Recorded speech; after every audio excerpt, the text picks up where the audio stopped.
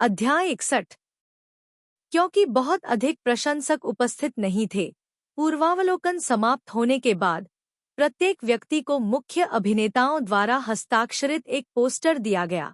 यह वास्तव में अप्रत्याशित अच्छी खबर थी। इस उपहार को अपने हाथों में थामे प्रशंसक इतने खुश हुए कि वे पागल हो गए। सभी ने इसे अपने दिल में संजो लिया और इसे जाने देने से इनकार कर दिया। लियू यू ने ध्यान से उसे अपनी जेब में रख लिया। यह एक सीमित संस्करण है जो अब प्रकाशित नहीं होगा। जो प्रशंसक इसमें शामिल नहीं हो पाए, वे निश्चित रूप से ईर्ष्या करेंगे। अगर यह पोस्टर बिक जाता तो शायद बहुत सारा पैसा मिल जाता, लेकिन वह ऐसा नहीं करेगी। वह इसे संजोकर भी नहीं रख सकती। शो के अंत में लियू यू ने खुद को कई वर्षों के अनुभव वाला एक पागल प्रशंसक दिखाया, बलपूर्वक भीड़ में घुस गया और कुछ ही समय में तू वो के सामने खड़ा हो गया। उसने घबराहट में अपने हाथों को आपस में रगड़ा और शर्मीलेपन से कहा, हेलो बहन। तू वो प्रशंसकों के लिए ऑटोग्राफ दे रही थी। यह सुनकर उसने अपना सिर उठाया, अपनी आंखें झपकाईं और लियून गोक की ओर देखा। उसका चेहरा थोड़ा हैरान था। उसकी आंखें अत्यंत सुंदर थी, शरद ऋतु के पानी की तरह साफ। इसलिए जब तू वो ने गौर से देखने के लिए अपना सिर उठाया तो लियू नोक के दिल में ऐसा लगा जैसे किसी ने तीर मार दिया हो। अति सुंदर। लियू यू अपने दिल में चिल्ला रही थी, लेकिन बाहर से वह बेहद शर्मिंदा थी। उसने देखा कि जी लिन समय समय पर यहाँ झांक रही थी। वह थोड़ा शर्मा गई और धीमी आवाज में पूछा, बहन सी वू, अभी आदर्श प्रकार के बारे में पूछे गए सवाल के बारे में क्या मैं एक और सवाल जोड़ सकती हूँ? तू वो ने लियो नोक को भी पहचान लिया, क्योंकि उसके प्रश्न ने उसे अंतहीन सोचने पर मजबूर कर दिया था। वह हर काम बिना सोचे समझे कर रही थी। उसका दिल बिजली की तरह धड़क रहा था। लेकिन जब तू वो ने दरवाजे की ओर देखा तो ल्यूक नगुजिया बिना किसी निशान के गायब हो गया। उसका दिल और भी अशांत हो गया। इसलिए जब उसने लियू यू को देखा तो तू वो ने अपनी सतर्कता बढ़ाई और कहा, कौन सा सवाल? लियू यू ने अपनी उत्तेजना को नियंत्रित करने की कोशिश की। क्या भाई जी आपके आदर्श प्रकार हैं? काई लैम एक और बैठा हुआ कान खड़े करके बातें सुन रहा था। अप्रत्याशित रूप से उसकी बहन ने बहुत ही निर्णायक ढंग से उत्तर दिया, नहीं काई लैम। उसने चुपचाप जमीन पर गिरे टूटे हुए दिल को उठाया और खुद को सांत्वना देते हुए कहा कि इससे कोई फर्क नहीं पड़ता। अगर वह आदर्श प्रकार नहीं है तो वह आदर्श छोटा भाई होगा, है ना? पहले तो लियू यूसी वू के जवाब से थोड़ा निराश हुई, लेकिन ध्यान से सोचने पर पता चला कि यह वाकई अच्छी बात थी। आखिरकार उन्होंने सी वू और जी लिन की बहन सी पी का समर्थन किया। सी वू के इस तरह के दृढ़ इनकार से क्या यह साबित नहीं हुआ कि उन दोनों के बीच कोई गलत रिश्ता नहीं था, सिर्फ शुद्ध बहन वाला प्यार था? आखिरी प्रशंसक को अलविदा कहते हुए तू वो ने राहत की सांस ली। यह पूर्वावलोकन अच्छी तरह से समाप्त हुआ और प्रशंसकों की प्रतिक्रिया भी बेहद सकारात्मक थी, क्योंकि दर्शक सभी भाग्यशाली लोग थे जिन्हें यादृच्छिक रूप से चुना गया था। कोई मीडिया हस्तक्षेप नहीं था। वे पूरी तरह से फिल्म की गुणवत्ता के मूल्यांकन पर निर्भर थे। यह सोचना मुश्किल नहीं था कि बहुत जल्द इस फिल्म से संबंधित विषय इंटरनेट पर दिखाई देंगे। निर्देशक लोग बहुत खुश लग रहे थे। उन्होंने सभी को दोगुना करने के लिए कहा तथा एक पार्टी आयोजित करने की योजना बनाई जिसमें केवल समूह के सदस्य ही शामिल होंगे। तू वो को याद आया कि ngू गिया ने कहा था कि वह आज रात उसे लेने आएगा, इसलिए उसने पहले घर जाने के लिए अस्वस्थ महसूस करने का बहाना बनाया। अभी वह बहुत विचलित थी, इसलिए किसी को कुछ शक नहीं हुआ। निर्देशक लोग ने उसे मजबूर नहीं किया और उसे जाने देने के लिए अपना हाथ हिलाया। काई लैम असहज थी और उसके पीछे आना चाहती थी, मैं तुम्हें घर छोड़ दूंगी। जिन्हें आपकी जरूरत है उनके पास सहायक नहीं है। निर्देशक लोंग ने काई लैम को रोका और कहा कि मुख्य पुरुष कलाकार निश्चित रूप से इसे नहीं छोड़ सकता। चिंता मत करो, इसमें तू वो का हिस्सा भी है। तुम्हें आज उसके लिए पीना होगा। काई लैम अभी भी कुछ कहना चाहती थी, लेकिन लोगों के एक समूह ने उन्हें धक्का देकर बाहर कर दिया। हान डीएम ने मुख्य महिला की भूमिका निभाई थी, इसलिए वह यह नहीं कह सकती थी कि वह नहीं जाएगी। उसने देखा कि तूवू के हाव भाव थोड़े अलग थे, लेकिन अन्यथा वह ठीक था, इसलिए उसे थोड़ी राहत महसूस हुई। उसने तूवू से जल्दी से कहा कि वह घर जाए और समूह का अनुसरण करने से पहले अच्छी तरह आराम करे। लेकिन हान दीम ने चलते हुए आह भरी। तूवू के पास करने को कुछ नहीं था, लेकिन उसे कई काम निपटाने थे। उसे नहीं पता था कि हुआ थान उयेन में कितनी कमजोरियां हैं, न ही उसे पता था कि वह क्या करने की योजना बना रही है। अगर उसने इसे अच्छी तरह से नहीं संभाला। हान दीम का चेहरा काला पड़ गया। वह अपने दिल की चिंता को दबाने की कोशिश कर रही थी। तूवू ने हान डीएम की चिंतित अभिव्यक्ति पर कोई ध्यान नहीं दिया। उसका दिमाग इस समय गड़बड़ में था। तूवू ने मुड़कर दरवाजे से बाहर जाने का प्रयास किया, लेकिन उसने देखा कि हुआ थान उयेन फिल्म क्रू के साथ नहीं बल्कि दालान में खड़ी थी। ऐसा लग रहा था कि वह किसी का इंतजार कर रही है। उसकी आंखें अस्पष्ट और अस्पष्ट थी। अभी हुआ थान उयेन समूह में एक अदृश्य व्यक्ति से अलग नहीं है। निर्देशक लोंग उससे नफरत करता है, इसलिए अगर वह नहीं जाती है तो वह और भी खुश होता है। लेकिन हुआ थान उयेन इस कारण से नहीं रुकी। वह सिर्फ तूवू से कुछ पूछने के लिए इस अवसर का उपयोग करना चाहती थी। तूवू, ल्यूक परिवार के साथ तुम्हारा क्या रिश्ता है? भगवान ही जाने कि हुआ थान उयेन कब से यह प्रश्न पूछना चाहती थी। उस क्षण से जब वह ल्यूक nguगिया से मिली थी। जब तक उसने उसे टूवू की आत्मीयता से रक्षा करते हुए नहीं देखा, और फिर उसे अंगरक्षकों को उसे कचरे के टुकड़े की तरह फेंक देने का आदेश देते हुए नहीं देखा। पहले तो हुआ थान उयेन अभी भी ऊंची चढ़ाई करना चाहती थी, लेकिन अब वह भावना पूरी तरह से गायब हो गई है। उसका दिल इतना ठंडा है मानो बर्फ के तहखाने में रखा हो। वह ल्यूक परिवार है, वह महान परिवार जिसकी ओर वह अपने पिछले जन्म में केवल देखने का ही साहस कर सकी थी। तूवू हमेशा उससे सब कुछ क्यों छीनना चाहता है? उसके पास सब कुछ है, प्रतिष्ठा और करियर, लेकिन हुआ थान उयेन बुरी तरह विफल हो गई है। यह निश्चित रूप से सत्य नहीं है। ईर्ष्या के कारण हुआ थान उयेन ने अपने दांत पीस लिए और तूवू की ओर देखा। उसकी आवाज गुस्से से भर गई। क्या यह इसलिए है क्योंकि ल्यूक परिवार तुम्हें ले जा रहा है, इसलिए तुम मुझे निशाना बनाने की इतनी कोशिश कर रहे हो, जबकि तुम खुद हवा के साथ सीढ़ी पर चढ़ रहे हो? तूवू को अचानक हुआ थान उयेन ने रोक लिया और वह पहले से ही अधीर था। अब उसकी बकवास सुनकर वह बेहद उलझन में पड़ गया। हुआ थान उयेन भ्रम में तो नहीं है? क्या वह उसे निशाना बनाने की इतनी कोशिश कर रही है?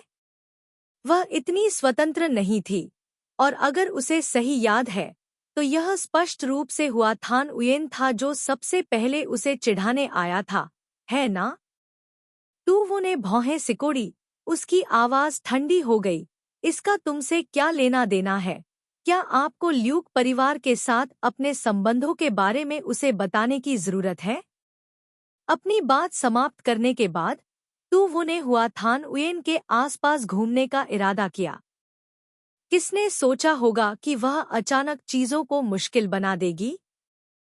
जब वे दोनों एक दूसरे के पास से गुजरे तो हुआ थान उयेन ने अचानक तूवू की बाह पकड़ ली। उसने बहुत बल लगाया। उसके तीखे नाखून कोमल त्वचा में गहरे धंस गए। पलक झपकते ही खून दिखाई देने लगा। हुआ थान उयेन न केवल रुकी बल्कि उसने मसलने की पूरी कोशिश की, मानो वह अपनी कट्टर दुश्मन की बाह तोड़ देना चाहती हो। तूवू की त्वचा बहुत संवेदनशील है। हल्का सा स्पर्श भी उसे लाल कर देता है। हुआ थान उयेन ने फिर इतना बल प्रयोग किया कि उसके हाथ पर तुरंत कई बैंगनी निशान पड़ गए। तो वो दर्द से सिहर उठी। आप साफ बोलते हैं। हुआ किंगयुआन ने तब तक जाने नहीं दिया जब तक उसे उचित उत्तर नहीं मिल गया। यह अज्ञात था कि उसने ऐसा जानबूझकर किया था या नहीं। उसने सी वू की दयनीय बाह को चुटकी में पकड़ने की पूरी कोशिश की। उसकी आंखें पागल हो गई। मुझे विश्वास नहीं होता। मुझे विश्वास नहीं होता कि इस बार इतनी दयनीय विफलता होगी। आपकी प्रतिष्ठा अब उतनी अच्छी नहीं है जितनी कि अब है, और आप लिन के इतने करीब नहीं हैं। यह सच नहीं हो सकता। यह इसलिए होगा क्योंकि आपने लू परिवार के साथ मिलीभगत की है। हुआ थान उयेन अपने विचारों में डूबी हुई थी। जितना अधिक वह बोलती जाती उतना अधिक उत्तेजित होती जाती। यह जीवन पिछले जीवन से बहुत अलग है, और तू वही वह है जिसने यह परिवर्तन किया है। हुआ थान उयेन की आंखें घृणा से भरी हुई थी। वह तुवु को ऐसे देख रहा था जैसे किसी ऐसे दुश्मन को देख रहा हो जो कभी एक ही आसमान के नीचे नहीं रह सकता। चू तुवु अपने पिछले जीवन जैसा क्यों नहीं था? यदि वह ऐसा न करती तो उसका जीवन निश्चित रूप से बहुत बेहतर होता। तुवु को लगा कि हुआ थान उयेन पागल हो गई है। उसके शब्दों में कोई तर्क नहीं था। मूल रूप से उसका क्या मतलब था? इससे पहले कि तू वो कुछ पूछ पाता, अचानक उसके पीछे से एक भयानक जानलेवा आभा प्रकट हुई। यह एक तूफान की तरह था जिसने लंबे गलियारे को घेर लिया था। ऐसा लगा जैसे यह जानलेवा आभा सब कुछ धूल में मिला देना चाहती थी। उसी समय तुवु को एक परिचित चंदन की खुशबू आ रही थी। शायद क्योंकि वह लंबे समय से ल्यूक गुजिया के साथ रह रही थी, इसलिए उसके लिए यह जानना मुश्किल नहीं था कि कौन आ रहा है। हुआ थान उयेन को लगातार बेचैनी का एहसास हो रहा था। उसका दिल बेहद घबरा गया था। वह हाथ जो तुवु को कसकर पकड़ रहा था वह भी अनजाने में ढीला पड़ गया था। अगले ही पल उसे दो अंगरक्षकों ने रोक लिया, एक बाईं और एक दाईं ओर। शायद उन दो लोगों ने हुआ थान उयेन को अपनी आंखों से तुवु को धमकाते हुए देखा था, इसलिए उन्होंने निर्णायक रूप से उसकी भुजाएं तोड़ दी। इससे पहले कि हुआ थान उयेन चीख पाती, उसका मुंह किसी ने ढक दिया। वह केवल आंसू बहा सकती थी और पसीना बहा सकती थी। वह बेहद दयनीय दिख रही थी। लेकिन यहाँ किसी ने उसकी ओर ध्यान नहीं दिया। तुवु ने दबे हुए हिस्से को रगड़ा और ल्यूकनुजिया की ओर देखा जो पास आ रहा था। उसका चेहरा क्रोध से भरा हुआ था। उसकी आंखें बिना किसी गर्मी के ठंडी थी। उसने बौद्ध माला जपने की भी जहमत नहीं उठाई। उसने पहले कभी ल्यूक नगुजिया को इतना क्रोधित नहीं देखा था, इसलिए वह वहीं खड़ी रही, कुछ स्तब्ध सी। तुवु को इस तरह देखकर ल्यूक नगुगिया ने सोचा कि वह उससे डर गई है। उसने ठंडे भाव से हुआ थान उयेन को देखा और फिर अपनी आंखें बंद कर ली। धीरे धीरे अपनी भावनाओं को शांत किया। मैंने कहा था कि मैं तुम्हें लेने आऊंगा, क्योंकि वह नहीं चाहता था कि तुवु उससे डरे। ल्यूक नगु ने अपने गुस्से को नियंत्रित करने की कोशिश की, लेकिन उसका चेहरा अभी भी बर्फ की तरह ठंडा था। उसने उसका हाथ थाम लिया और कुछ देर तक उसे ध्यान से देखा। जब उसने उसकी चिकनी त्वचा पर अभी तक न सूखने वाला घाव देखा, तो वह तुरंत ठहाका लगाकर हंसा। तुम में बहुत हिम्मत है। ल्यूक नगुगिया ने अपना सिर घुमाकर हुआ थान उयेन की ओर देखा। उसकी आंखें थोड़ी सिकुड़ी हुई थी। वह उसकी निगाहों से भयभीत लग रही थी, इसलिए उसने पूरी ताकत से संघर्ष किया। लेकिन चूंकि उसका मुंह ढका हुआ था, इसलिए वह कुछ नहीं कह सकी और असहाय होकर केवल अपनी आंखें खोल सकी। ल्यूक गुजिया ने धीरे से तुवु के घाव को छुआ। उसे दर्द से सांस लेने के लिए तड़पते देख गुजिया ने अपनी आंखें बंद कर ली और ठंडे स्वर में अंगरक्षक को आदेश दिया, उसे ले जाओ। जिस व्यक्ति की वह रक्षा करता है उसे चोट पहुंचाने की हिम्मत करो, वास्तव में नहीं जानते कि कैसे जीना या मरना है। हुआ थान उयेन कभी भी बुद्धिमान नहीं थी। वह उसके शब्दों में अपना अंधकारमय भविष्य देखती थी। बेचैनी की भावना ने हुआ थान उयेन को लगातार संघर्ष करने पर मजबूर कर दिया। शायद शोर बहुत ज्यादा होने की वजह से ल्यू कुंगुजिया बेहद नाराज हो गए। उन्होंने अपने अधीनस्थों को हुआ थान उयेन का मुंह बंद करने से मना किया। तू क्या तुमने वादा नहीं किया था कि जब तक मैं हान डीएम को नुकसान पहुंचाने में अपने साथी का खुलासा नहीं कर देता, तब तक तुम इस मामले को आगे नहीं बढ़ाओगे? हुआ थान उयेन ने दर्द को दबाने की कोशिश की और विनती की, मैंने वादा किया था, मैं अपने वचन से पीछे नहीं हट सकता। तू ने आह भरी। आज हुआ थान उयेन वास्तव में उसे गुस्सा दिलाने में सफल हो गया था, इसलिए वह ज्यादा कुछ नहीं कहना चाहती थी। मैंने केवल आपको हॉल में वापस ले जाने का वादा किया था, लेकिन अब जब पूर्वावलोकन खत्म हो गया है, तो मुझे यहाँ रहने का कोई अधिकार नहीं है। मैंने तुमसे कहा था, मुझसे भीख मत मांगो। तू ने अपना सिर झुकाकर ल्यू कुंगुजिया को देखा। अभी अभी वह हुआ थान उयेन पर ध्यान देने में इतनी व्यस्त थी कि वह कुछ भूल गई। अब जब उसने उसे देखा तो उसे अभी अभी हुए चुंबन के बारे में याद आया और उसका पूरा शरीर थोड़ा घबरा गया। ल्यू कुंगुजिया बहुत संतुष्ट थे, उनके चेहरे पर हल्की मुस्कान थी। बुरा नहीं है। हुआ थान उयेन की आंखें धीरे धीरे उदास हो गईं। म्यू अगले अध्याय में मूल महिला प्रधान आधिकारिक तौर पर को होगी। ओह, थोड़ा असंबंधित। क्या कोई गरेना के ओनमोजी खेलता है? जीटी है, साथ ही सांप खींचने वाले की तलाश में हूँ, हैप्पी स्माइली। अध्याय 62। हुआ किंगयुआन को बिना किसी प्रतिरोध के घसीटा गया। वह केवल सीवू को खाली आंखों से देखती रही। उसका चेहरा ईर्ष्या या आक्रोश से भरा हुआ था। उसे समझ में नहीं आया और न ही वह समझना चाहती थी कि चीजें इस स्थिति तक क्यों पहुंच गईं। अपने पिछले जीवन की हारी हुई लड़की अभी भी एक शांतिपूर्ण जीवन जी रही थी, लेकिन वह अपनी यादों के आधार पर अनगिनत महान लोगों से दोस्ती करने, बड़ी रकम जमा करने और मनोरंजन उद्योग में आसानी से प्रवेश करने के अलावा उसके बाद से ऐसा कुछ भी नहीं था जो उसे संतुष्ट करता हो। जीलिन पहले तो ठंडा था, लेकिन धीरे धीरे उससे ऊब गया, यहाँ तक कि खुद भी बोलने लगा, जिससे फिल्म उद्योग में कोई भी उसे स्वीकार करने की हिम्मत नहीं कर पाया। जहाँ तक आखिरी आग के बाद रईसों की बात है, तो एक एक करके वे उनसे बचने के बहाने ढूंढने लगे। पहले तो उन्होंने कहा कि वे पैसे से मदद करेंगे, लेकिन अब उनका एक भी साया नहीं है। हुआ किंगयुआन को नहीं पता था कि उसने क्या गलत किया। यह जीवन वास्तव में पिछले जीवन से बहुत अलग था। उसे अंगरक्षकों द्वारा एक कार में ले जाया गया। हुआ किंगयुआन घबरा गई क्योंकि उसने खिड़की के बाहर के दृश्य को देखा जो बार बार गुजर रहे थे। अगर वह गलत नहीं थी, तो यह हुआनघे कॉरपोरेशन की सड़क थी।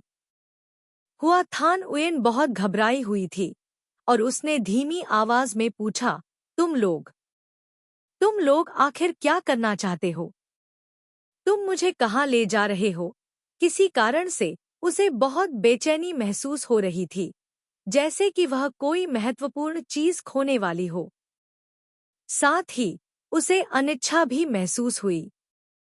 क्या यह सिर्फ इसलिए नहीं था कि उसने गलती से झो सियू को थोड़ा सा चुटकी काट ली थी? क्या उसके साथ ऐसा व्यवहार करने की जरूरत थी?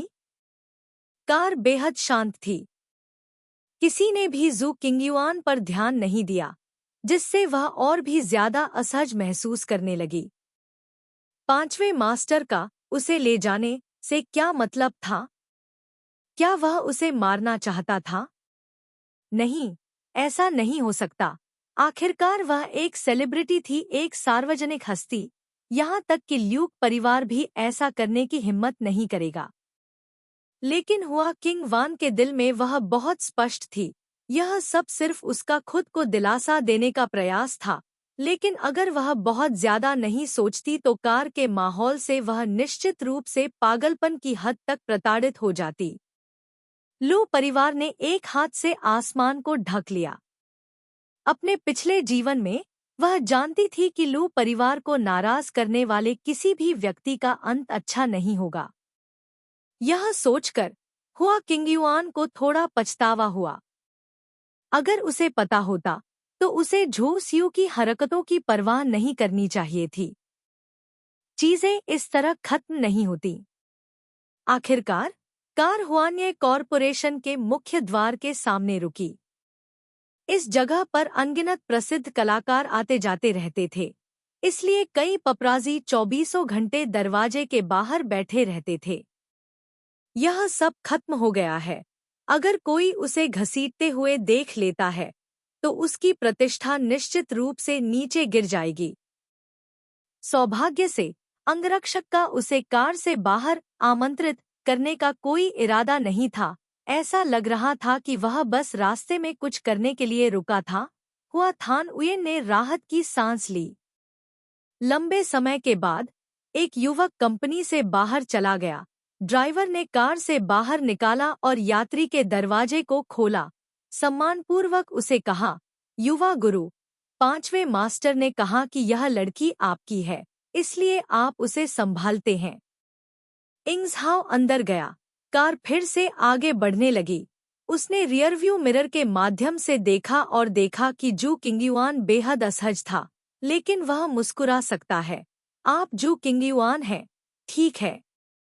आप वास्तव में आप किसी और को उकसाते हैं, लेकिन वह उसे हियर करने के लिए काम नहीं करता है, लेकिन वह उसे काम करता है। लेकिन एक कहावत थी कि परिवार स्पष्ट नहीं था, बाहर की दुनिया स्पष्ट थी। लू जिंगझो उसने यह क्यों नहीं देखा? 5वें मास्टर ने पहले ही सी वू को कानून विहीन होने की हद तक बिगाड़ दिया था। सी वू का जिक्र करते हुए जू किंग वान ने नाराजगी में अपने होंठ काटे, लेकिन इस बार उसने इसे जोर से कहने की हिम्मत नहीं की।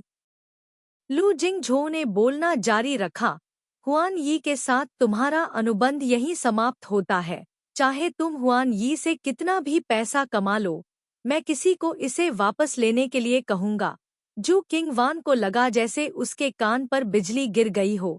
अगर उसके बगल में उसकी कड़ी सुरक्षा करने वाला व्यक्ति न होता तो वह उछल पड़ती। क्यों? श्री ल्यूक, भले ही आप सीईओ हैं, फिर भी आप इतने अनुचित नहीं हो सकते। अनुबंध में स्पष्ट रूप से 5 साल के लिए लिखा गया था। मैंने कोई भी शर्त नहीं तोड़ी। यदि आप एक तरफा अनुबंध समाप्त करना चाहते हैं तो आपको मुझे 10 गुना मुआवजा देना होगा।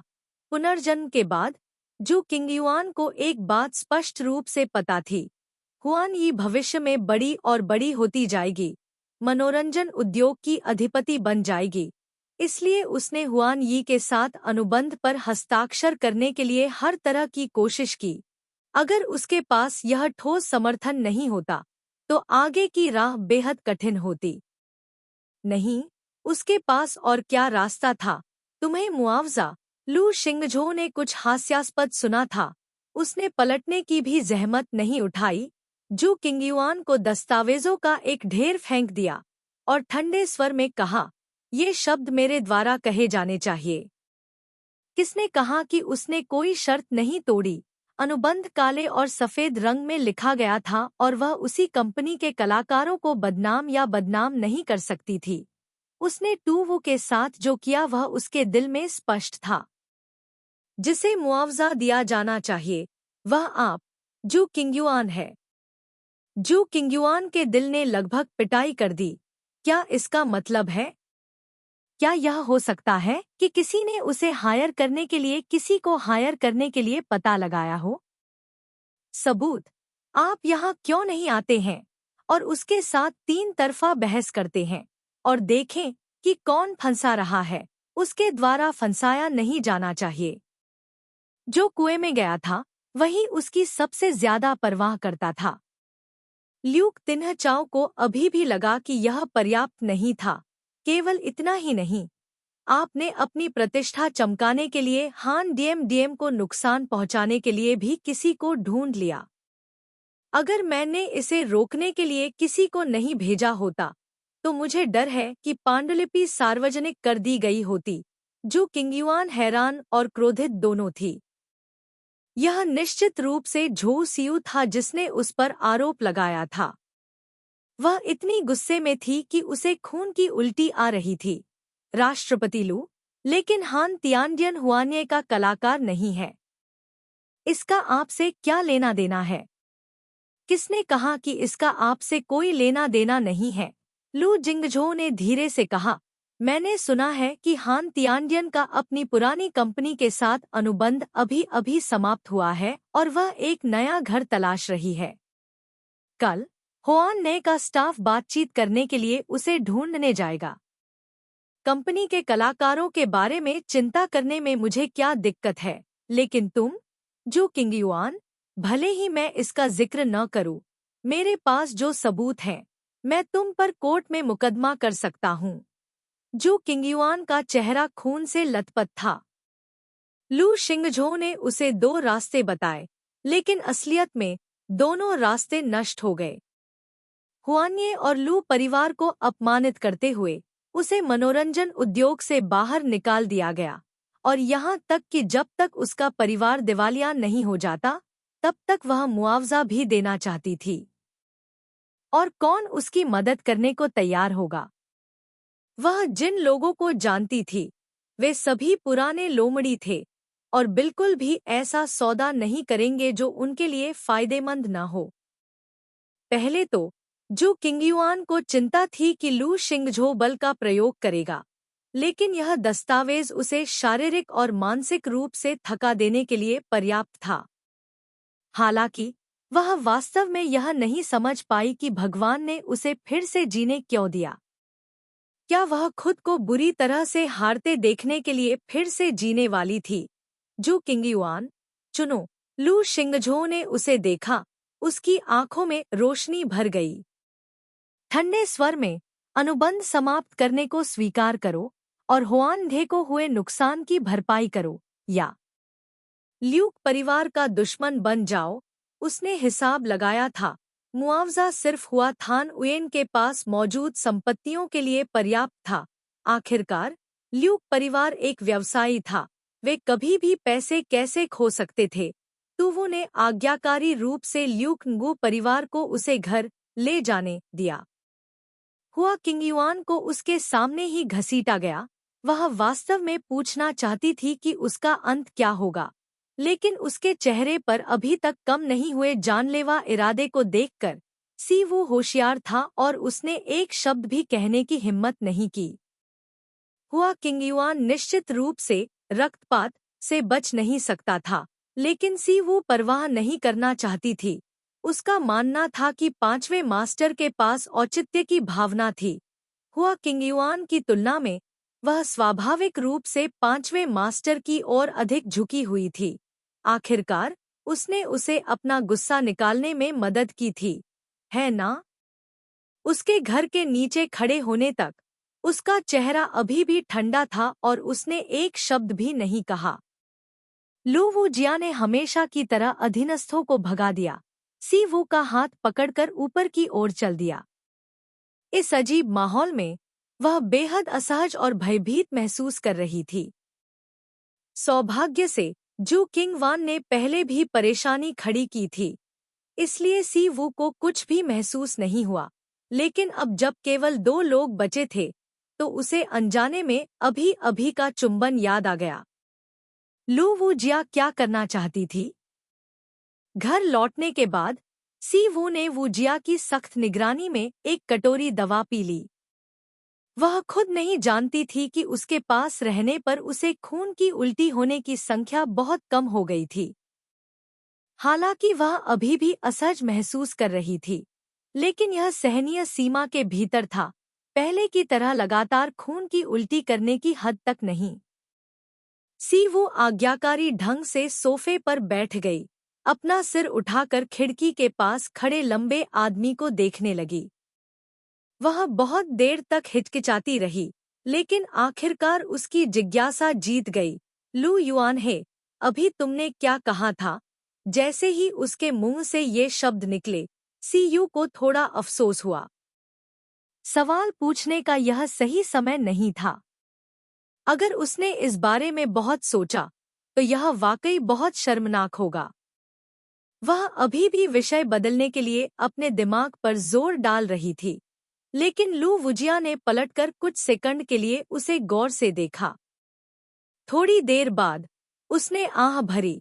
उसकी अभिव्यक्ति कुछ हद तक असहाय थी। मैंने पहले ही कह दिया है, तुम मेरी हो, उसने आगे कहा, या यह पर्याप्त स्पष्ट नहीं है? अध्याय 63। तू वो दंग रह गया। तुम मेरी हो, क्या इसे ही स्पष्टीकरण कहते हो? वह प्रत्येक शब्द को अलग अलग समझ सकती है, लेकिन उन्हें एक साथ रखकर एक वाक्य बनाने पर वह समझ नहीं पाती और समझना भी नहीं चाहती। तुवो को अपनी ओर शून्य दृष्टि से देखते हुए देखकर ल्यूक नगुगिया ने थोड़ा भौहें सिकोड़ी। ऐसा लग रहा था कि वह सोच रहा था कि उसके पिछले कथन में क्या गलती थी। जब उसने सोचा कि वह इसे और अधिक स्पष्ट रूप से कहेगा, तो उस व्यक्ति ने एक बार फिर दोहराया, तुम मेरी हो। ल्यूक नगुजिया को नहीं लगा कि इस वाक्य में कोई समस्या है। वह हमेशा सीधे मुद्दे पर आना पसंद करता था, सीधा और स्पष्ट। इतने सालों तक ऊंचे पद और सत्ता में रहने के बाद भी उसका स्वभाव नहीं बदला था। अगर वह चाहता है कि तू वो उसके साथ रहे, तो उसे बस कह देना चाहिए, इतनी बकवास क्यों करनी चाहिए? बस यह एक स्पष्टीकरण की तरह नहीं, बल्कि एक घोषणा की तरह है कि क्या तू वो समझता है या नहीं, सहमत है या नहीं। क्या इस बारे में सोचना जरूरी है? ल्यूक नगुगिया के शब्दकोश में ऐसी कोई अवधारणा नहीं है। यदि यह पहले होता, तो वह कुछ भी नोटिस करने पर पहले से कुछ भी कहने की जहमत नहीं उठाता, बस सीधे उसे छीन लेता और बिना किसी हिचकिचाहट के उसे छिपा देता, और ल्यूक परिवार के लोग फटकार का एक शब्द भी कहने की हिम्मत नहीं करते। लेकिन तुवो का सामना करने पर यह आदत थोड़ी बदल गई। यद्यपि यह बहुत छोटा है, बहुत बेहतर भी नहीं है, लेकिन संक्षेप में एक परिवर्तन है। तुवो को यह महसूस हुआ कि वह भाग्यशाली है कि वह सोफे पर बैठा है, अन्यथा वह निश्चित रूप से खड़ा नहीं हो पाता। वह लगभग 1 मिनट तक ल्यूक नगुजिया को देखती रही, फिर हकलाते हुए बोली, तुम मजाक कर रहे हो, है ना? उन दोनों के बीच का रिश्ता वास्तव में बहुत अस्पष्ट है। पहले तो तू वो उससे बहुत डरती थी क्योंकि ल्यूक नगुजिया के शरीर पर जानलेवा आभा बहुत मोटी थी। अगर वह थोड़ा भी करीब आती, तो उसे लगातार खून की उल्टी होती, इसलिए वह उससे जितना हो सके उतना दूर रहना चाहती थी। लेकिन बाद में ल्यूक नगु परिवार ने बहुत सारे टॉनिक भेजे।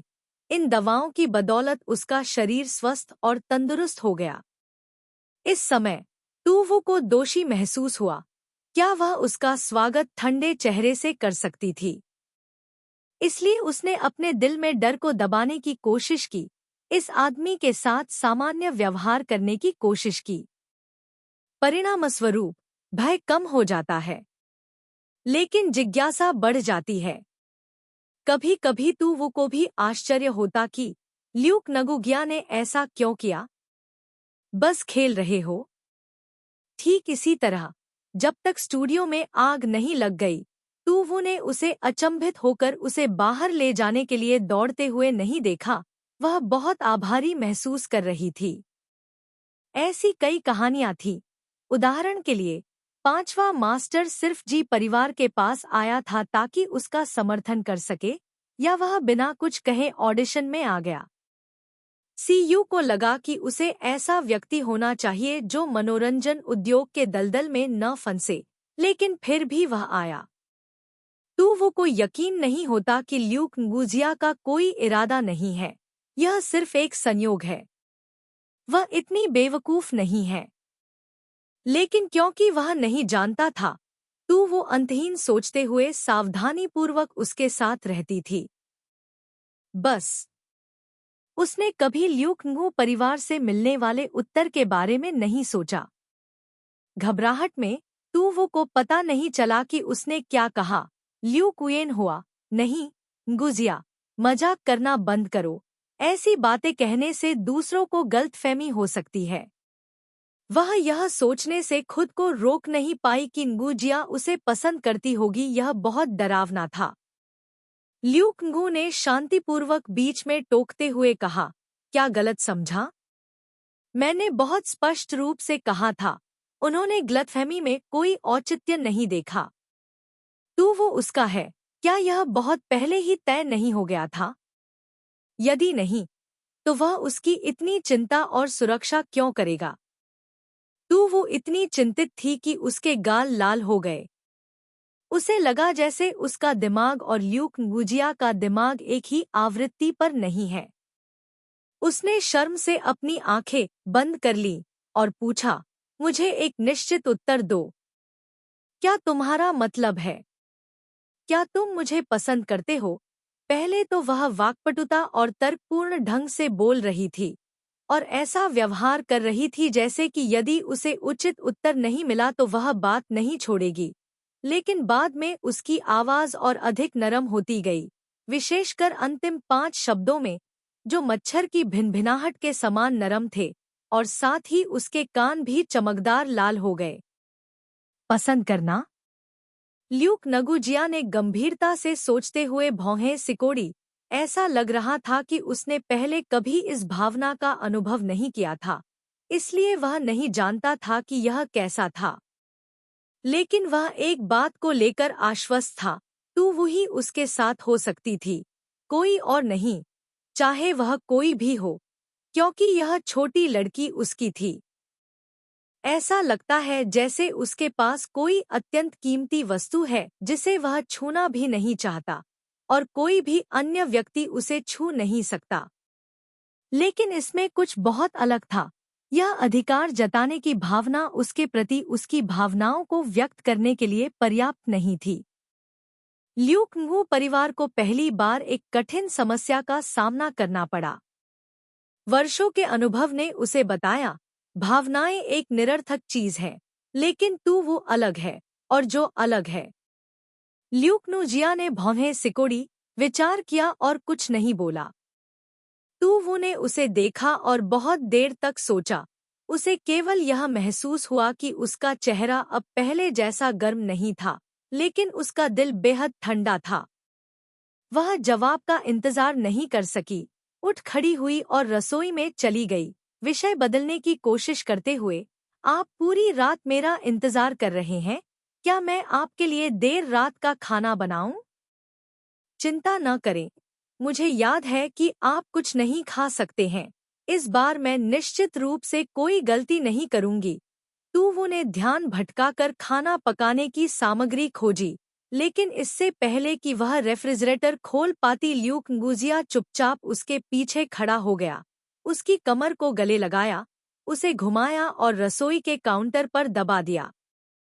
उसने तुवु की कमर पर हाथ रखा ताकि वह रसोई की दीवार के सहारे टिक जाए और उसे चोट न पहुंचे, ताकि उसे असहज महसूस न हो।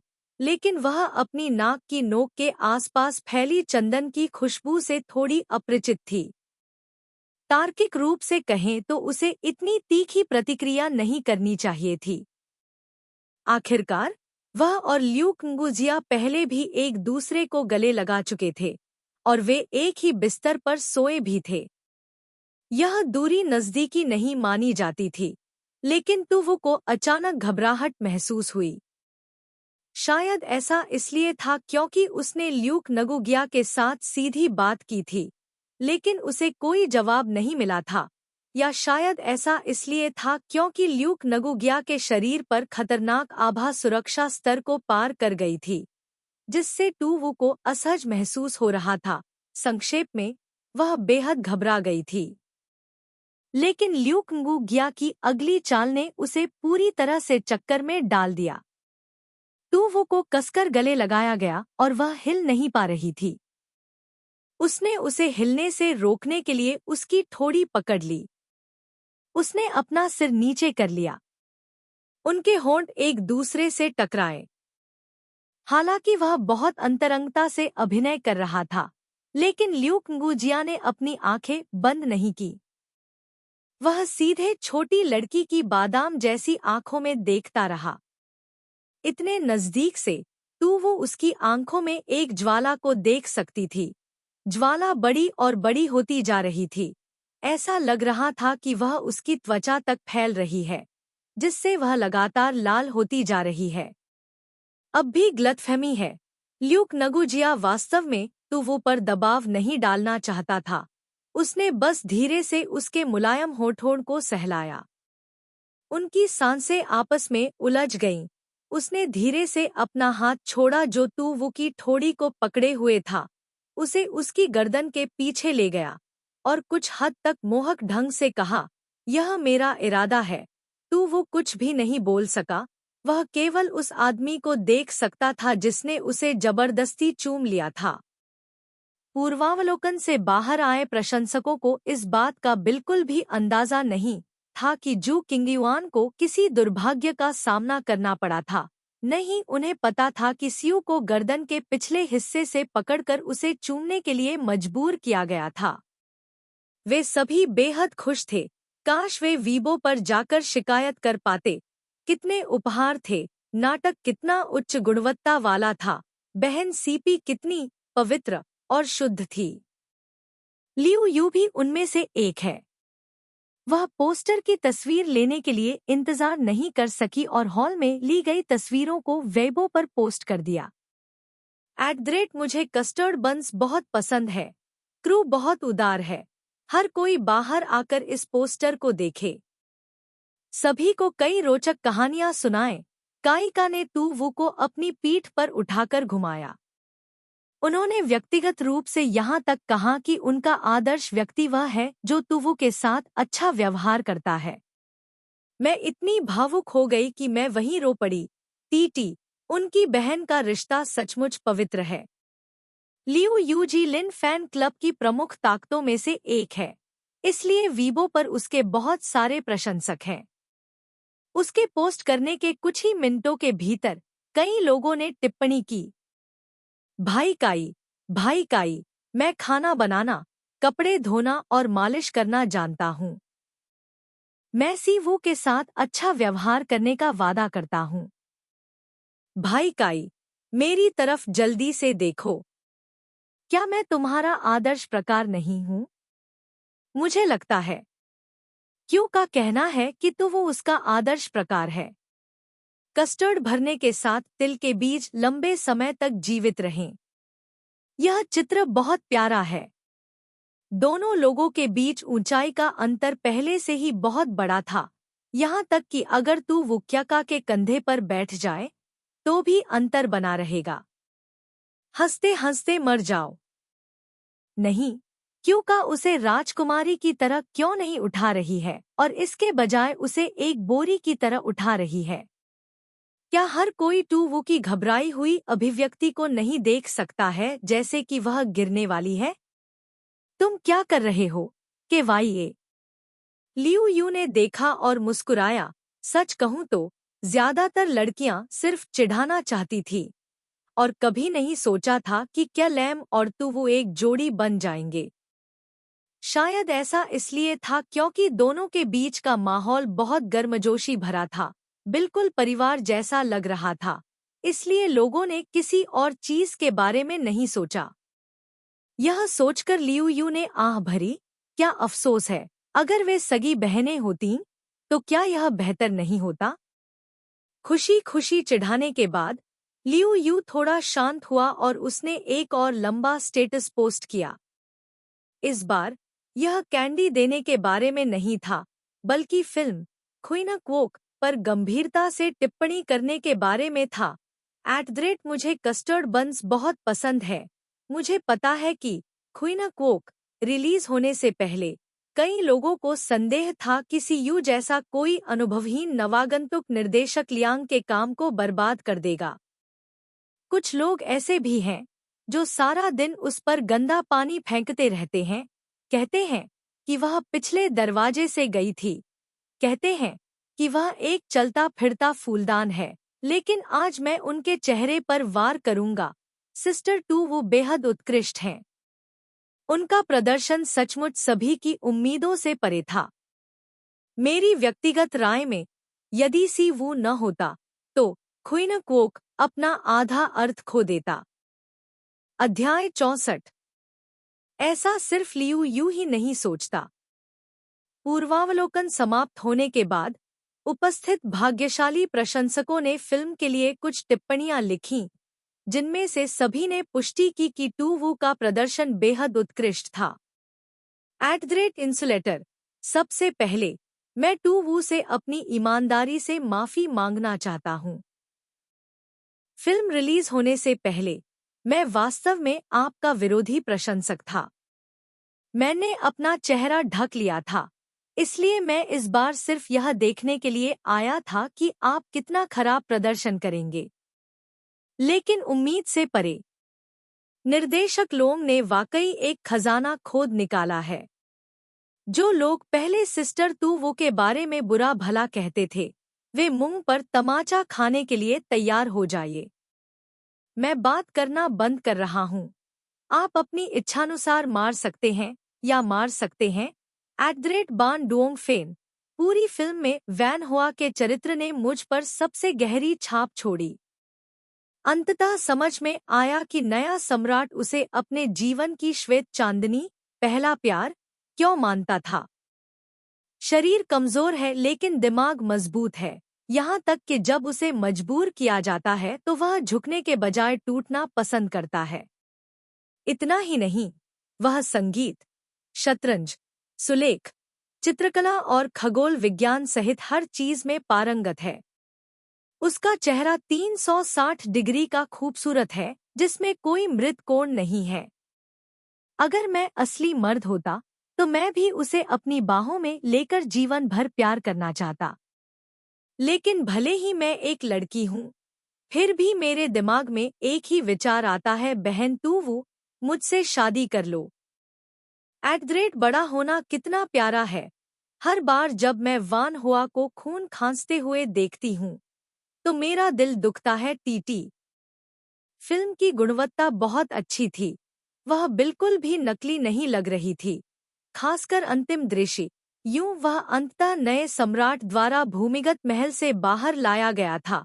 अपने शासन के तहत सुंदर देश को देखकर उसने शांति से अपनी आंखें बंद कर लीं। नए सम्राट की अभिव्यक्ति जब उसने यूं वह शरीर को पकड़ लिया तो वास्तव में मैं बारिश की तरह रोया। मेरे बगल में बैठे मेरे प्रेमी ने जल्दी से मुझे ऊतक दिए। मैंने एक पूरा पैक इस्तेमाल किया। मुझे लगा कि मेरी आंखें कल निश्चित रूप से सूज जाएंगी। फिल्म क्रू के अनुसार टू वू में किसी भी तरह के प्रॉप्स का इस्तेमाल नहीं किया गया था, बल्कि 100% असली खून का इस्तेमाल किया गया था। यह वाकई अविश्वसनीय है। जितना ज्यादा वे बात करते, उतना ही ज्यादा खुश होते। दूसरे बदकिस्मत प्रशंसक चाहते थे कि वे उनका गला घोंटकर उन्हें आगे पीछे हिला सकें। आप किस बारे में बात कर रहे हैं? अगर आप बता सकें तो हमें विस्तार से बताएं। दुर्भाग्य से यह पूर्वावलोकन बहुत छोटे पैमाने पर था और इसमें शामिल होने वाले प्रशंसक भी संगठित थे। सभी ने अपना मुंह बंद रखा और एक शब्द भी नहीं कहा। ज्यादा से ज्यादा उन्होंने बस कुछ भावनाएं व्यक्त कीं, जिससे दूसरे और भी परेशान और असहज हो गए। वे चिल्ला रहे थे कि क्वीन क्वोक जल्द ही रिलीज हो। फिल्म क्रू के वीबो अधिकारी पर लगातार लोग शिकायत कर रहे थे। पूर्वावलोकन ने अप्रत्याशित रूप से अच्छे परिणाम प्राप्त किए। निर्देशक लियांग जश्न मना रहे थे जब उन्होंने सुना कि क्वीन क्वोक एक बार फिर से हॉट सर्च पर था। वह जोर से हंसे। अच्छा, अच्छा, सभी को अतिरिक्त लाल लिफाफे मिलेंगे। जब फिल्म का प्रीमियर होगा तो मुझे डर है कि सभी को भागना पड़ेगा। दरअसल निर्देशक लियांग ने पहले ही अनुमान लगा लिया था कि सीयू इस फिल्म की बदौलत मशहूर हो जाएगा, लेकिन उसने नहीं सोचा था कि यह इतनी जल्दी होगा। ऑनलाइन समुदाय, चाहे उन्होंने इसे देखा हो या नहीं, सभी वैन हुआ के रूप में उनकी भूमिका पर ध्यान देते हैं। हालांकि कुछ लोग हैं जो कहते हैं कि प्रशंसक पक्षपाती हैं और वस्तुनिष्ठ नहीं हैं, जानबूझकर अतिशयोक्ति कर रहे हैं। लेकिन वास्तव में तू वो का अभिनय बहुत खराब है। लेकिन इस बात से इनकार नहीं किया जा सकता है कि सभी की उत्सुकता को उत्तेजित किया गया है और बॉक्स ऑफिस राजस्व निश्चित रूप से बढ़ेगा। यह सोचकर निर्देशक लियांग मदद नहीं कर सके, लेकिन गर्व महसूस कर रहे थे कि उन्होंने पहले ही तू वो पर अपनी नजरें गड़ा दी थी।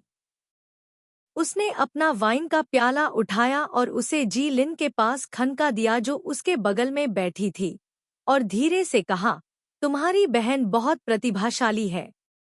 अगर वह इसी रास्ते पर चलती रही तो उसका भविष्य निश्चित रूप से उज्जवल होगा। निर्देशक लियांग उन कुछ लोगों में से एक थे जो जानते थे कि वे खून के रिश्ते से जुड़े हुए हैं।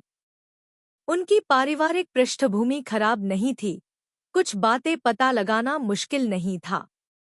हाल ही में उच्च वर्ग में अफवाहें थी कि जी दंपति ने लू वो परिवार को नाराज कर दिया था क्योंकि उन्होंने मैडम जी के पूर्व पति के बेटे को स्वीकार करने से इनकार कर दिया था जो झो सियू भी था। इसलिए मैडम जी हर दिन रोती थी, अपनी बेटी को देखने की हर कोशिश करती थी, लेकिन उन्हें हर बार भगा दिया जाता था। लेकिन निर्देशक लियांग ने इसे जोर से कहने का इरादा नहीं किया। हर बार जब वह प्रशंसकों को सी वू और जी लिन के बहन के रिश्ते के सच होने के लिए प्रार्थना करते देखता था तो उसे बेहद खुशी होती थी। युवा लोगों के मामले युवा लोगों के लिए थे। उनके जैसे बूढ़े व्यक्ति बस खड़े होकर मजा देखते थे। जी लिन थोड़ा विचलित दिखे, यह सुनकर कि उन्होंने केवल इतना कहा। उसने कहा कि वह थोड़ी देर आराम करना चाहती है। फिल्मांकन बहुत थका देने वाला है। मुझे डर है कि उसका शरीर इसे बर्दाश्त नहीं कर पाएगा। यह सही है, निर्देशक लियांग ने सोचा। यह अफसोस की बात है। वह वास्तव में तू वो को महत्व देते थे लेकिन उसका शरीर बहुत कमजोर था। वह लगातार फिल्मों में अभिनय नहीं कर सकती थी। मनोरंजन उद्योग में अब अगर वह नियमित रूप से दिखाई नहीं देगी तो उसे कौन याद रखेगा। उसने आह भरते हुए कहा, तू वो ने मुझे पहले ही बता दिया है। मैं उसे किसी दूसरी फिल्म क्रू में भी शामिल करना चाहता था, लेकिन उसने मना कर दिया। ऐसा लगता है कि उसका मन मनोरंजन उद्योग में नहीं है। काई लैम ने लुओंग दाओ की बात नहीं सुनी। वह अपनी बहन के बारे में थोड़ा चिंतित था। मुझे नहीं पता कि उसकी आंखें क्यों झपक रही थी। मुझे बुरा लग रहा है। इसलिए सभी को बधाई देने के बाद जी लिन एक शांत कोने में छिप गया, अपना फोन निकाला और सी वू को कॉल किया। किसने सोचा होगा कि 3 सेकंड से भी कम समय की घंटी बजने के बाद दूसरी तरफ से उसे अस्वीकार कर दिया जाएगा। उसने अपनी आंखें चौड़ी की और स्क्रीन पर समाप्त हो चुके कॉल को देखा। यह स्पष्ट रूप से एक प्राथमिकता संपर्क के रूप में सेट किया गया था और उसकी बहन ने उसका कॉल क्यों अस्वीकार कर दिया। जी लिन ने इस पर विश्वास नहीं किया और फिर से कॉल किया, लेकिन फिर भी अस्वीकार कर दिया गया। इसलिए उसने फिर से कॉल किया। ठीक है, इस बार उसे ब्लैकलिस्ट किया गया था। जी लिन, यह असंभव था। युवा मास्टर जी का दिल जमीन पर टूट गया। वह कांप उठा और सी वू को एक वीचैट संदेश भेजा, जो कि वह पूछ रही थी कि उसने फोन का जवाब क्यों नहीं दिया, और फिर पूछा कि वह क्या कर रही थी। इस बार सौभाग्य से वह ब्लैकलिस्ट नहीं था, लेकिन लगभग 20 मिनट तक प्रतीक्षा करने के बाद लाइन के दूसरे छोर से आखिरकार जवाब आया, जो उसे इस समय परेशान कर रहा है। वह तुम हो। हालांकि यह सिर्फ एक लाइन का संदेश था, लेकिन जी लिन को नहीं पता था कि उसे क्यों बहुत ठंड लग रही थी। यह रवैया, ये शब्द, यह स्पष्ट रूप से उसकी बहन नहीं थी। जी लिन तुरंत घबरा गया। क्या यह हो सकता है कि वो किसी के साथ हो? इससे पहले कि वह पूछ पाता, संदेश डिलीट हो गया। दूसरी तरफ से एक वॉइस मैसेज भेजा गया। उसने उस पर क्लिक किया। यह उसकी बहन की नरम और कोमल आवाज थी। एलिन, मैं ठीक हूँ। माफ करना, मैंने अभी गलत मैसेज भेजा है। मेरा बुरा मत मानना, यह गलती से कैसे भेजा जा सकता है? वह बच्चा नहीं है। काई लैम को यकीन नहीं हुआ। उसने तुवो को भरोसा दिलाया कि सब ठीक है, लेकिन लोंग दाओ के पास गया और जरूरी कामों की वजह से पहले जाने की इजाजत मांगी। निर्देशक लियांग ने देखा कि उसकी अभिव्यक्ति अच्छी नहीं थी और वह थोड़ा क्रोधित था और अपने दांत पीस रहा था, यह सोचकर कि उसके घर पर कुछ हुआ था, इसलिए उसने उदारता से उसे जाने दिया। वास्तव में निर्देशक लियांग का अनुमान गलत नहीं था। जीलिन वास्तव में कुछ पारिवारिक मामलों की देखभाल करने के लिए घर जा रहा था। सहायक जियोए पहले से ही दरवाजे पर इंतजार कर रहा था। वह कार में बैठ गया और धीमी आवाज में बोला, चलो सी वू के घर चलते हैं। जियाओ चौंक गई। अभी? मेरे भाई जी, देखो अभी क्या समय हो गया है। अगर इस समय पपराजी किसी और की बेटी के घर जाते हुए आपकी तस्वीर ले ले, तो कल जरूर कोई कांड हो जाएगा। जियाओ के बोलने से पहले जी लिन का चेहरा और भी गहरा हो गया। पहले ही इतनी देर हो चुकी है, बड़ी बहन के साथ और कौन है? मुझे नहीं पता कि यह किसी वयस्क की अंतर्ज्ञान है या नहीं, लेकिन जी लिन को पूरा यकीन है कि जिस व्यक्ति ने उसे ब्लैकलिस्ट में डाला है वह एक पुरुष है। आधी रात को तुवु के घर में एक अजनबी आदमी के दृश्य के बारे में सोचते हुए काई लैम ने चाहा कि वह तुरंत उसके घर के सामने खड़ी हो जाए, जल्दी से गाड़ी चलाकर चली जाए। जी लिन अपने गुस्से को मुश्किल से रोक पाई। जियोए ने उसे अब और सलाह देने की हिम्मत नहीं की, इसलिए उसे ड्राइवर को पता पढ़ना पड़ा, लेकिन वह अपने दिल में आहें भरती रही। जी उसे ऐसा करते हुए पकड़ने जा रही थी। क्या उसने नहीं कहा था कि उसका सी वू के साथ सिर्फ बहन जैसा रिश्ता है? क्या यह सब झूठ हो सकता है? इस समय सी वू ने उस आदमी को धक्का देने की कोशिश की जो उस पर दबाव डाल रहा था, और बाहर निकलने के लिए एक जगह ढूंढी। उसने अपने पीछे की आग भरी निगाहों को अनदेखा करने की कोशिश की, जल्दी से बाथरूम में भाग गई और मुंह में खून भरकर थूक दिया, फिर ठंडे पानी से अपना चेहरा धोती रही। अभी अभी ल्यूक nguजिया द्वारा चूमे जाने के कारण तुवु का चेहरा बहुत गर्म हो गया था। चाहे उसने उसे कितने भी ठंडे पानी से धोया हो, उसका चेहरा कम नहीं हुआ। उसने अपना सिर ऊपर उठाकर शीशे में खुद को देखा। उसके गाल लाल हो गए थे, किसी बीमार व्यक्ति की तरह नहीं, बल्कि थोड़ी शर्मिंदगी महसूस कर रही थी। उसकी बादाम जैसी आंखें भी आंसुओं से चमक रही थी। सबसे बुरी बात यह थी कि उसके होंठ सूजे हुए और लाल थे। कोई भी व्यक्ति जो स्पष्ट दिमाग वाला हो, यह बता सकता था कि उन दोनों ने अभी कुछ बुरा किया है। तुवु ने नहीं सोचा था कि चीजें इस तरह घटित होंगी। वह इतनी शर्मिंदा थी कि उसने अगले कुछ दिनों तक घर से बाहर निकलने की हिम्मत नहीं की। वह ल्यूक nguजिया की हरकतों से बुरी तरह डर गई थी। वह सचमुच बेशर्म था। एक तरफा घोषणा करने के बाद उसने जमीन हड़पने के लिए उसके होंठ खोल दिए। यह व्यक्ति अभी भी बहुत अच्छी तरह से सांस ले रहा था। जब उसे लगा कि वह दम घुटने और मरने वाली है, तभी संयोग से जी लिन ने फोन किया। सीयू को लगा कि उसे माफ कर दिया गया है। वह फोन पकड़ने के लिए हाथ बढ़ाने ही वाली थी कि लू वू जिया ने उसे रोक दिया। इस आदमी ने ध्यान भटकाते हुए फोन काटते हुए अपने होंठ काटे। जी लिन ने लगातार 3 बार फोन किया और उसने तीनों बार फोन काट दिया। आखिरकार धैर्य खो दिया और उसे ब्लैकलिस्ट कर दिया। बाद में जी लिन ने एक और वीचैट संदेश भेजा और सीयू वास्तव में मदद नहीं कर सका, लेकिन खून की उल्टी करना चाहता था, इसलिए उसे धीरे से लियू वू जिया से थोड़ा आराम करने की भीख मांगनी पड़ी। तभी यह व्यक्ति उसे जीने देने को तैयार हुआ। बस इतना ही था कि 5वां मास्टर उस उपद्रवी से बहुत नाराज था और उसने तुरंत उससे पूछताछ करने के लिए एक टेक्स्ट संदेश भेजा। सौभाग्य से सीयू को समय रहते उसका फोन वापस मिल गया, अन्यथा कौन जानता है कि दोनों 3 वर्षीय बच्चे कब तक लड़ते रहते।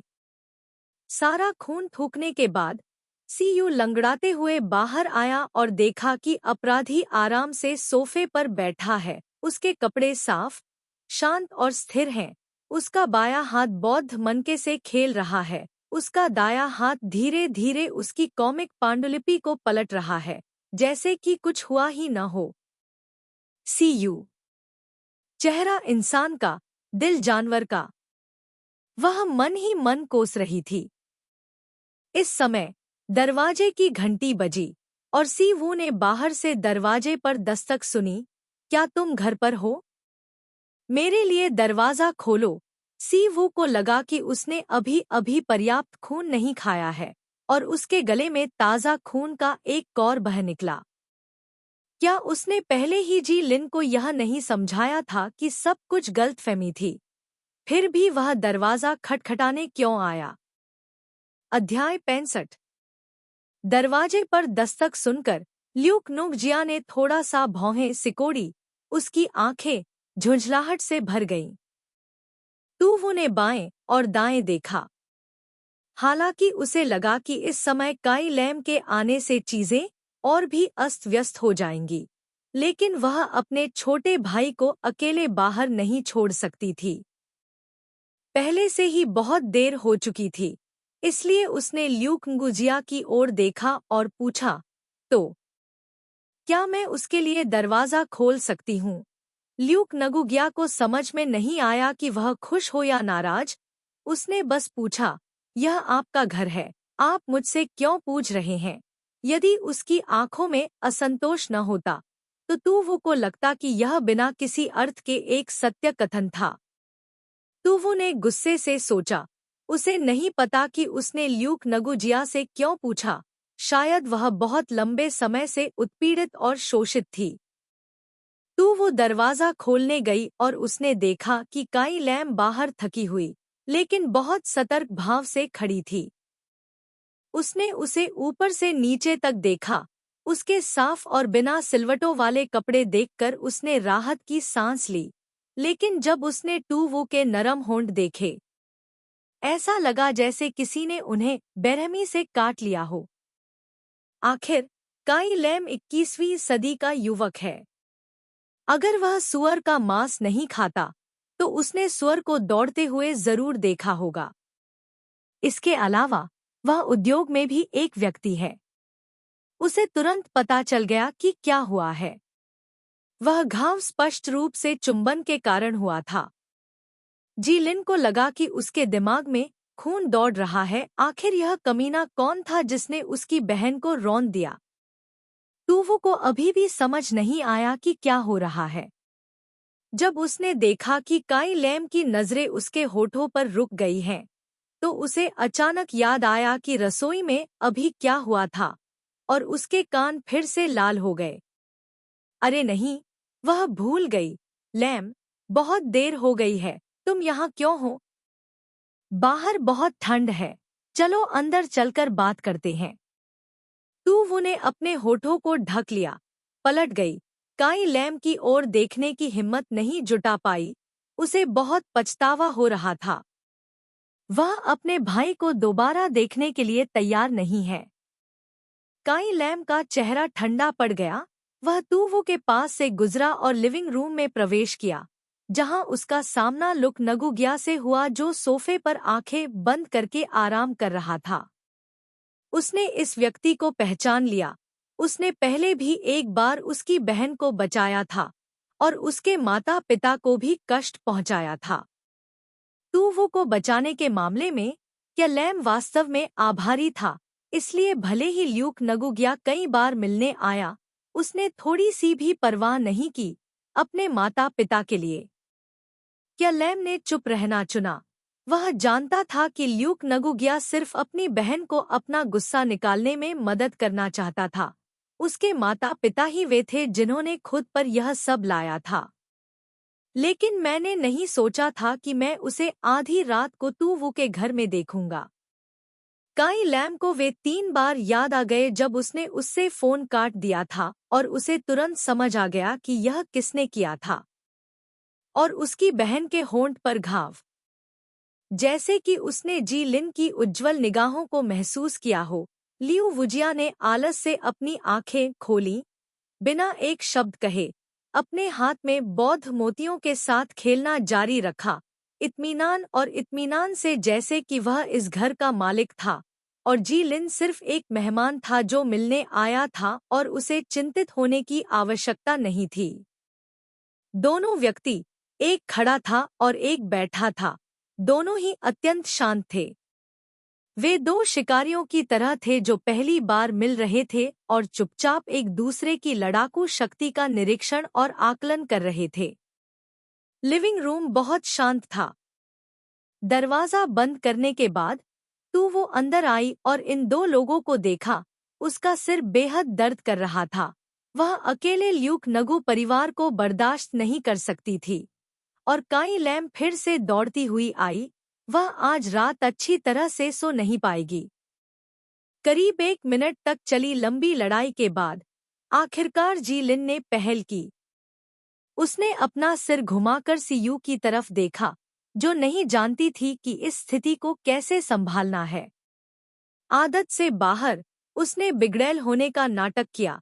बहन, निर्देशक लियांग ने अभी अभी मेरे लिए बहुत सारी शराब पिलाई है। मैं थोड़ा असहज महसूस कर रहा हूँ। क्या तुम मेरे लिए एक कटोरी हैंगओवर सूप बना सकती हो? पहले तो काई लेम अपनी बहन को दिखाना चाहता था कि वह एक असली मर्द है, इसलिए वह हमेशा गंभीर और शालीन रहता था। बाद में जब दोनों करीब आए तो उसने धीरे धीरे अपना व्यक्तित्व दिखाया, बिगड़ैल व्यवहार किया और तरह तरह की गंदी हरकतें की। सहायक ट्यून गाय कभी कभी सिर्फ अपना माथा पकड़ती है। वह वास्तव में विश्वास नहीं कर पाती कि वह व्यक्ति ठंडी सुपरस्टार काई लैम है। सचमुच, जब उसने सुना कि वह असहज है तो वो तुरंत हैंगओवर सूप बनाने के लिए रसोई में चली गई। अब लिविंग रूम में केवल 2 आदमी बचे थे। जी लिन को अभी कुछ समय पहले ही बड़ा हुआ था और वह बहुत अधीर था, लेकिन वह समझता था कि लड़ाई हारना नहीं है। लियू वुजिया के मन में अपनी बड़ी बहन के लिए स्पष्ट रूप से भावनाएं थीं और वह सी वू का छोटा भाई था, इसलिए किसी बाहरी व्यक्ति के रास्ते में आने में क्या बुराई थी? नहीं, रास्ते में आने में क्या बुराई थी? इसे भगा देना चाहिए। काई लैम ल्यूक नगुगिया के सामने सोफे पर बैठ गई। उसने अपनी पीठ सीधी की और अपनी आवाज को यथासंभव भारी बनाने की कोशिश की। क्या तुम मेरी बहन का पीछा कर रहे हो? काई लैम मूलतः मुद्दे पर आने से पहले थोड़ा संकेत देना चाहते थे, अन्यथा लोग सोचते कि वह रूखे और अयोग्य हैं। लेकिन किसी कारण से ल्यूक nguजिया की ठंडी आंखों को देखकर उसे लगा कि उसे उकसाया जा रहा है। इससे पहले कि वह ठीक से सोच पाता, शब्द उसके मुंह से निकल चुके थे। ल्यूक nguजिया ने भौहें सिकोड़ी। उसके होठों पर एक हल्की मुस्कान थी, लेकिन काई लैम को ऐसा महसूस हुआ जैसे दूसरा पक्ष उस पर हंस रहा है। नहीं, ल्यूक nguजिया ने बहुत दृढ़ता से आपत्ति जताई। काई लैम की हैरान आंखों को देखते हुए उन्होंने एक और वाक्य जोड़ा, वह मूल रूप से मेरी ही थी। ल्यूक नगु परिवार को पुरुष महिला संबंधों की परवाह नहीं है, इसलिए काई लैम की समस्या उसके लिए कोई मायने नहीं रखती। लेकिन बहनोई ने कुछ और ही मतलब सुना।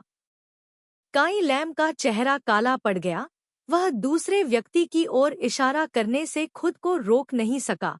तुमने मेरी बहन के साथ क्या किया? मैं तुमसे कह रहा हूँ, मेरे यहाँ होने के कारण उसे छूने के बारे में सोचना भी मत। यदि यह तू वो का घर नहीं होता तो काई लैम निश्चित रूप से अपनी आस्तीन चढ़ाकर इस आदमी से झगड़ा करता जो गंभीर होने का दिखावा कर रहा था। लेकिन वह कुछ भी नहीं जानता था। नहीं, वह सहमत नहीं था। तुम्हें मुझसे इस तरह बात करने की जरूरत नहीं है। मेरा स्वभाव बहुत खराब है। अगर मैंने गलती से तुम्हें चोट पहुंचाई तो तुम्हारी बहन जरूर दुखी होगी, ल्यू कंगू ने शांतिपूर्वक याद दिलाया। उनकी नजर में काई लैम उम्र और अनुभव दोनों में बहुत भोली थी। इसलिए उसने जी लिन के स्वघोषित प्रभावशाली रूप को देखने की भी जहमत नहीं उठाई। यह किसी बच्चे द्वारा बड़ों के कपड़े चुराकर अपनी शक्ति दिखाने से भिन्न नहीं था। लेकिन क्योंकि क्या लैम तुवो का छोटा भाई है, इसलिए ल्यूक नगुगिया को कुछ सहिष्णुता दिखाने में कोई आपत्ति नहीं है। आखिरकार तुवो अपने इस छोटे भाई से बहुत प्यार करता है। ल्यूक नगुजिया ने भौहें सिकोड़ते हुए सोचा, अगर उसने उस छोटे लड़के को छुआ जिसके मुंह से अभी भी दूध की गंध आ रही थी, तो उसका सफेद खरगोश निश्चित रूप से बहुत दुखी होकर रोएगा, है ना? यह सोचते हुए ल्यूक नगुजिया ने एक लंबी सांस छोड़ी। उसका गुस्सा धीरे धीरे हवा में गायब हो गया।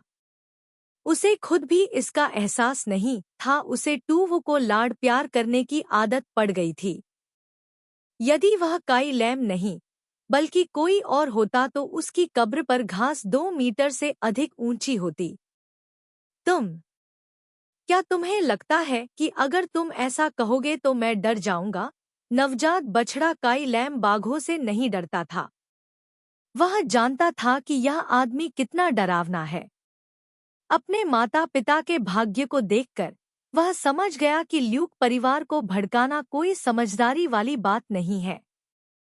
लेकिन तुवो के बारे में सोचते हुए काई लैम ने अपने दांत पीस लिए और जो उसके मन में था वह कह दिया, मेरी बहन बहुत दयालु है और दूसरों को मना करना नहीं जानती। तुम बहुत आक्रामक और डराने वाली हो। वह केवल डरी हुई है और कुछ और करने की हिम्मत नहीं करती। अगर मेरी बहन यह नहीं कह सकती तो मुझे कहने दो। ल्यूक नगुजिया के होठों की मुस्कान तुरंत गायब हो गई। उसने अपने सामने खड़े युवक को गौर से देखा। उसकी बर्फीली आंखों को देखकर काई लैम को ऐसा महसूस हुआ जैसे वह उसे मार डालने वाला है। लेकिन अप्रत्याशित रूप से ल्यूक नगुजिया ने अपनी आंखें बंद कर लीं और ठंडे स्वर में कहा, जारी रखें। जी लिन ने शांत होने की कोशिश की। सीयू को देखा जो अभी भी रसोई में व्यस्त थी और कहा, मुझे नहीं पता था कि मेरी पहले एक बड़ी बहन थी और मुझे हाल ही में उससे फिर से मिलने का मौका मिला। मेरी माँ ने उसके साथ अच्छा व्यवहार नहीं किया, इसलिए मैं ही एकमात्र व्यक्ति थी जिसे उसके मायके माना जाता था। आपने अचानक कहा कि मेरी बहन आपकी है, मैं इसे कैसे स्वीकार कर सकती थी? कोई वादा नहीं था, कोई कार्रवाई नहीं थी और मुझे आप दोनों के बारे में कुछ भी नहीं पता था। इसका मतलब है कि मुझे नहीं पता कि आप उसके साथ ईमानदारी से पेश आते हैं या नहीं, इसलिए मैं कैसे सहमत हो सकती हूँ? मेरी बहन भी सहज नहीं होगी, काई लैम ने दृढ़ता से कहा। हालांकि वह अभी भी अपरिपक्व था, सबसे कीमती चीज ईमानदारी थी। हालांकि मैं शांत हो गई हूँ, लेकिन सबसे ज्यादा चिंता की बात पीछे इंतजार कर रही है। उसका भी अपनी बहन की खुशी को नष्ट करने का इरादा नहीं था, लेकिन उसे यह पुष्टि करनी थी कि क्या यह आदमी तुवो के जीवन के लायक था। ल्यूक नगुगिया ने काई लैम को काफी देर तक देखा, फिर अपना सिर नीचे करके उसके हाथ में रखी बौद्ध मालाओं को देखा। वह थोड़ा भ्रमित था। ईमानदारी से कहूँ तो उन्होंने इसके बारे में कभी नहीं सोचा था। केवल एक बात है जिसकी पुष्टि ल्यूक नगुगिया करने का साहस करता है, वह तुवो के प्रति बहुत अधिक अधिकारपूर्ण है। यह छोटी लड़की केवल उसके साथ ही रह सकती है। ल्यूक नगुगिया ने एक बार सोचा था कि तुवो किसी और के साथ कंधे से कंधा मिलाकर चल रहा है। तभी उसे एहसास हुआ कि वह अपने दिल में उमड़ रहे हत्या के इरादे को रोक नहीं सकता। तो मैंने बिना ज्यादा सोचे सीधे उसे बता दिया। लेकिन अब किसी ने उसे बताया कि सिर्फ अधिकार जमाना जानना ही काफी नहीं है। वह छोटी लड़की सहज नहीं होगी, लेकिन तथाकथित पसंद उसके लिए यह बहुत विदेशी था। अपने जीवन में पहली बार ल्यूक nguजिया ने यह महसूस किया कि उसे नहीं पता कि क्या करना है। काई लैम सोफे पर अकड़कर बैठ गई। वह ल्यूक nguजिया को घूरता रहा, अपनी आंखों से देख रहा था कि उस व्यक्ति के हाव भाव लगातार बदल रहे थे। उसके शरीर पर जानलेवा आभा कभी प्रबल होती, कभी कमजोर। काई लैम को ऐसा महसूस हो रहा था जैसे उसे फांसी पर लटका दिया गया हो। वह न तो अपना सिर नीचे कर सकता था और न ही ऊपर उठा सकता था। सौभाग्य से ल्यूक nguजिया ने बहुत देर तक नहीं सोचा। वह अचानक उठ खड़ा हुआ। उसका चेहरा भावहीन था। उसने काई लैम को देखा और कहा, मैं तुम्हारी बातों पर विचार करूंगा। इतना कहकर जाने से पहले उसने एक क्षण के लिए रसोई घर में इधर उधर देखा। काई लैम स्तब्ध होकर एक स्थान पर स्थिर बैठी रही। जब तक तू ने हैंगओवर का सूप नहीं निकाला और पूछा कि मास्टर ल्यूक ngू कहाँ चले गए, तब तक वह होश में नहीं आया। उसने अपना सिर खुजलाया और अपनी बहन से फुसफुसाया, ऐसा लगता है कि वह घर चला गया और सोचने के लिए दीवार से टिक गया। तू यह बिल्कुल भी मजाकिया नहीं है। म्यू भाग्यशाली घंटे श्रृंखला जारी रखें।